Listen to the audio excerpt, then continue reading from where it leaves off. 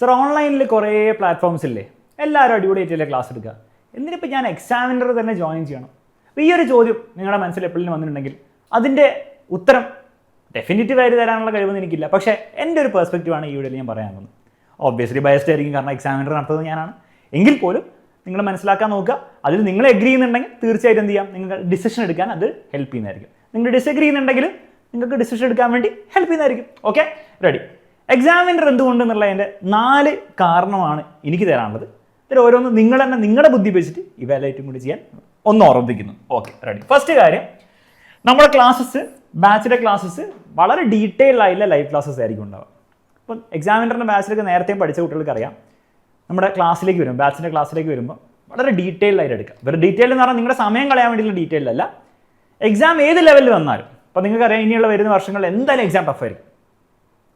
അപ്പോൾ നിങ്ങൾ കണ്ട എക്സാമിന് കുറച്ചൊരു ഫ്ലേവർ മാത്രമേ കിട്ടിയുള്ളൂ, 1-2 എക്സാമിന് മാത്രമേ നിങ്ങൾ ആ ഫ്ലേവർ കിട്ടിയിട്ടുണ്ടാവുള്ളൂ ടഫിൻ്റെ.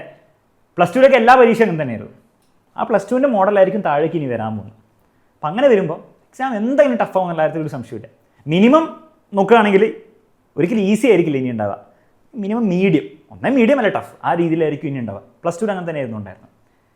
അപ്പോൾ ആ ലെവലിൽ എക്സാം വരുന്ന സമയത്ത് നിങ്ങൾ ജസ്റ്റ് യൂട്യൂബിലെ എക്സാമിനറിനാണെങ്കിൽ പോലും, യൂട്യൂബിൻ്റെ എക്സാമിനറിനാണെങ്കിലും ആരുടെ ആണെങ്കിലും ജസ്റ്റ് യൂട്യൂബിലെ റിവിഷൻ ക്ലാസ്സോ അല്ലെങ്കിൽ 1 ഷോട്ട് ക്ലാസ്സോ ആ പരിപാടി വെച്ച് മാത്രം നിങ്ങൾ പരീക്ഷയ്ക്ക് പോവുകയാണെങ്കിൽ നിങ്ങൾ നല്ലൊരു മാർക്ക് എക്സ്പെക്ട് ചെയ്യരുത്. നിങ്ങൾക്ക് പാസ്സാവാൻ പറ്റും, മേ ബി ഒരു 70-75% ഒക്കെ മാർക്ക് കിട്ടാൻ വരുമായിരിക്കും. അതിൻ്റെ മുകളിൽ നിങ്ങൾ ഇതുവരെ ചിലപ്പോൾ നിങ്ങൾക്ക് കിട്ടിയിട്ടുണ്ടാവും. ആ ഒരു കോൺഫിഡൻസിൽ അടുത്ത വർഷത്തേക്ക് പോകരുത്, അതിനുള്ള ചാൻസ് വളരെ കുറവാണ് കാണുന്നത്. അപ്പോൾ അവിടെയാണ് നമ്മുടെ ഈ ഡീറ്റെയിൽ ആയ ക്ലാസ് വരുന്നത്. ഡീറ്റെയിൽ എന്ന് പറയുമ്പോൾ വെറുതെ അനാവശ്യമായിട്ട് കുറേ വലിച്ചു വരി കാര്യങ്ങൾ പറയല്ല. First year text book coverage, text ബുക്കിൽ എല്ലാ ഇമ്പോർട്ടൻറ്റ് ടോപ്പിക്സ് നമ്മൾ കവർ ചെയ്യും. അതിൻ്റെ കോൺസെപ്റ്റ് കൊണ്ട് ഓറിയൻറ്റഡ് ആയിട്ടായിരിക്കും നമ്മൾ പഠിപ്പിക്കുക. എവിടെ എനിക്ക് തോന്നിയിട്ടുണ്ട് എല്ലാ ടീച്ചേഴ്സും ഓൺലൈനിലൊക്കെ അടിപൊളി ടീച്ചേഴ്സാണ്.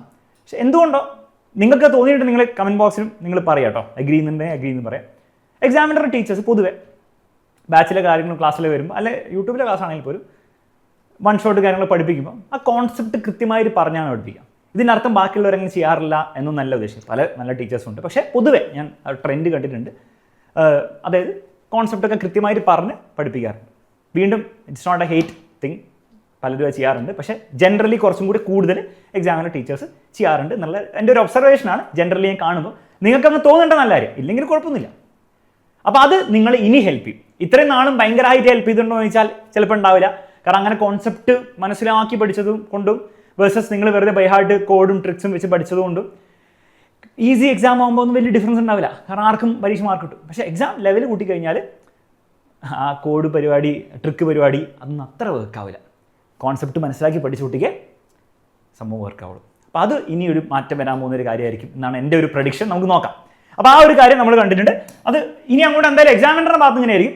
പല പ്ലാറ്റ്ഫോംസും പല ടീച്ചേഴ്സും ചിലപ്പോൾ അങ്ങനെ ആയിരിക്കും ഇനി പഠിപ്പിക്കാൻ പോകുന്നത്, എനിക്കറിയില്ല. പക്ഷേ എക്സാമിനറുടെ കാര്യത്തിൽ നമ്മൾ വളരെ ക്ലിയർ ആണ്, വളരെ ഡീറ്റെയിൽ ആയിട്ട് കോൺസെപ്റ്റ് ഒക്കെ പറഞ്ഞ് ടെക്സ്റ്റ് ബുക്കിൽ കംപ്ലീറ്റ് കവർ ചെയ്തിട്ടായിരിക്കും ഇനിയുള്ള വർഷങ്ങൾ നമുക്ക് പഠിപ്പിക്കാൻ പോകുന്നത്. രണ്ടാമത്തെ കാര്യം ന്യൂ പാറ്റേൺ ക്വസ്റ്റ്യൻസ്. അതായത് ഇത്രയും നാളും ഇപ്പം നമ്മൾ കഴിഞ്ഞ വർഷങ്ങളൊക്കെ നോക്കുകയാണെങ്കിൽ പരീക്ഷ ഒരു പ്രത്യേക പാറ്റേണിലായിരുന്നു ഉണ്ടായിരുന്നു, പ്രഡിക്റ്റബിൾ ആയിരുന്നു. അതുകൊണ്ടാണ് കുറേ പ്രഡിക്ഷനൊക്കെ വർക്ക് ചെയ്യുന്നത്. പക്ഷേ മെല്ലെ മെല്ലെ നിങ്ങൾ ശ്രദ്ധിച്ചിട്ടുണ്ടാവും, നമ്മുടെ ആണെങ്കിലും ബാക്കി ഓൺലൈനിലെ ഏത് സ്പേസിലാണെങ്കിലും പ്രഡിക്ഷൻസ് ഒക്കെ മെല്ലെ മെല്ലെ പാളി തുടങ്ങിയിട്ടുണ്ട്. അതിൻ്റെ കാരണം എന്താണ്? 2-3 കാരണമാണ്. ഒന്ന്, പരീക്ഷയുടെ ലെവൽ കൂടിക്കൊണ്ടിരിക്കുകയാണ്. അപ്പോൾ ലെവൽ കൂടുമ്പോൾ എന്താണ്, അങ്ങനെ പ്രഡിക്റ്റ് ചെയ്യാൻ പറ്റില്ല. അങ്ങനെ പ്രഡിക്റ്റ് ചെയ്യാൻ പറ്റുന്ന പേപ്പറിന് നമുക്ക് ലെവൽ കൂടി പേപ്പർ എന്ന് പറയാൻ പറ്റും ഇല്ല, അതൊരു കാര്യം. രണ്ടാമത്തെ കാര്യം, ഈ പ്രഡിക്ഷൻസും പരിപാടി, ഈ മൊത്തം ഈ പരിപാടി എന്താണ്, ഈ പരീക്ഷ സെറ്റ് ചെയ്യുന്നവരും കാണുന്നുണ്ടാവും. അപ്പോൾ അവർക്കും വലിയ താല്പര്യം ഉണ്ടാവില്ല. നമ്മൾ ഈ പ്രഡിക്റ്റ് ചെയ്യാൻ പോകുന്ന കാര്യങ്ങൾ അവർക്കും അറിയായിരിക്കും എന്തായിരിക്കും. നമ്മൾ PYക്ക് നോക്കിയിട്ടാണ് പ്രഡിക്റ്റ് ചെയ്യുക, ആരാണെങ്കിലും അങ്ങനെ തന്നെ ആയിരിക്കും. അപ്പം ആ ഒരു പാറ്റേൺ മാറ്റി പിടിക്കാനായിരിക്കും പരീക്ഷ സെറ്റ് ചെയ്യുന്ന ആൾക്കും താല്പര്യം. ഒബ്വിയസ്ലി പരീക്ഷ സെറ്റ് ചെയ്യുന്ന ആൾ യൂട്യൂബിൽ ആരാ പഠിപ്പിക്കുന്നത്, എങ്ങനെ പഠിപ്പിക്കുന്നതെന്ന് നോക്കാനൊന്നും പോകുന്നില്ല. പക്ഷേ ഓവറോൾ ഞാൻ ട്രെൻഡ് പറയാം.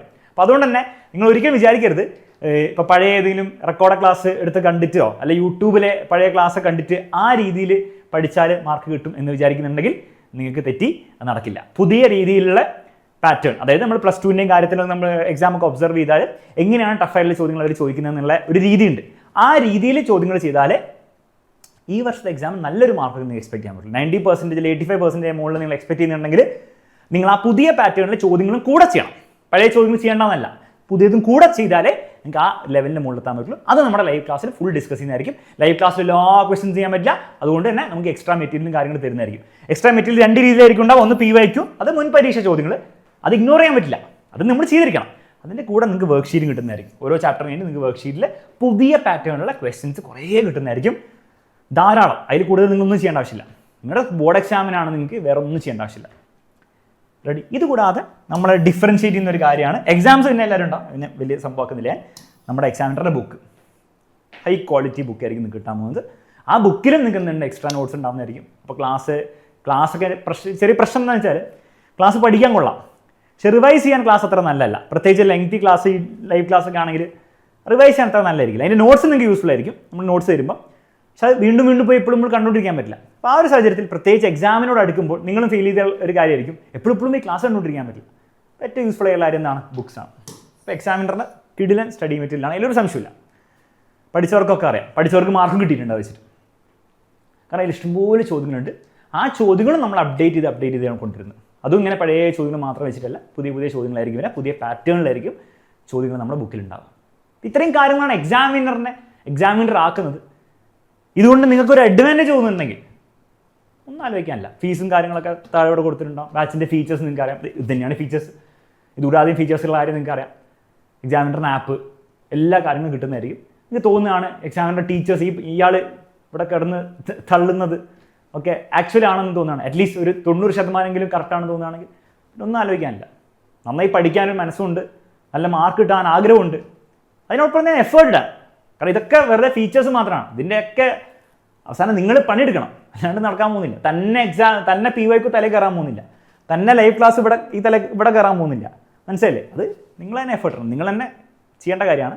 പക്ഷേ അത് എക്സാമിനറുടെ സഹായത്തോടെ ചെയ്ത് നല്ല മാർക്ക് കിട്ടുന്ന നിങ്ങൾക്ക് ഒരു തോന്നലുണ്ടെങ്കിൽ നമ്മുടെ ബാച്ചിലേക്ക് ക്ഷണിക്കുകയാണ്. അടിച്ച് പൊളിച്ച് നമുക്ക് നെക്സ്റ്റ് ഇയർ പഠിക്കാം. ഓക്കെ, അപ്പോൾ ഇതാണ് എൻ്റെ ഒരു പെർസ്പെക്റ്റീവ്. നിങ്ങളുടെ വേറെ എന്തെങ്കിലും പെർസ്പെക്റ്റീവ് ഉണ്ടെങ്കിൽ തീർച്ചയായിട്ടും, അല്ലെങ്കിൽ സെയിം പെർസ്പെക്റ്റീവ് ഉണ്ടെങ്കിലോ എന്താണെങ്കിലും നിങ്ങളുടെ ഒരു അഭിപ്രായം തീർച്ചയായിട്ടും കമൻറ്റ് ബോക്സിൽ കമൻറ്റ് ചെയ്യുന്ന പ്രതീക്ഷിക്കുന്നു. മറ്റൊരു വീഡിയോയിൽ വീണ്ടും നമുക്ക്